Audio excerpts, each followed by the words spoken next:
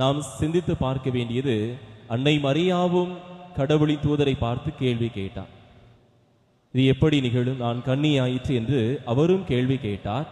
இந்த இடத்தில் செக்கரியாவும் கேள்வி கேட்கிறார். ஆனால் அன்னை மரியாவுக்கு தண்டனை கொடுக்கப்படவில்லை. ஆனால் செக்கரியாவுக்கு அவர் பேச முடியாதவராக இருக்கக்கூடிய தண்டனை கொடுக்கப்படு.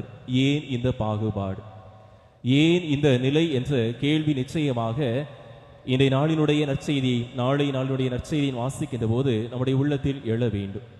இந்த இடத்தில் இவருக்கு சொல்லப்பட்டவை இயற்கை நிகழ்வுக்கு அப்பாற்பட்டது அல்ல.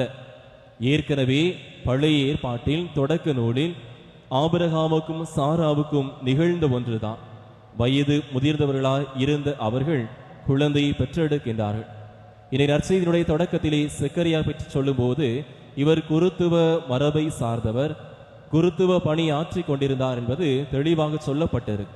அப்படிப்பட்ட நபருக்கு பழைய வரலாறு நிச்சயமாக தெரிந்திருக்க வேண்டும். அவர் நிச்சயம் அதை அறிந்திருப்பார். அப்படிப்பட்ட நிலையில் வயது முதிர்ந்தவராய் இருந்த அந்த தம்பதியர் குழந்தையை பெற்றெடுத்தார் என்பதை அறிந்திருந்த இவர் இந்த இடத்தில் தானும் வயது முதிர்ந்தவராய் இருக்கிறார், நமக்கும் கடவுளுடைய தூதர் வந்து சொல்கிறார் என்ற நம்பிக்கை இல்லாமல், நம்பிக்கை குறைபாடோடு, சந்தேகத்தோடு அவர் கேள்வியை முன்வைக்கிறார். எனவே அவருக்கு தண்டனை கொடுக்கப்படுகிறது.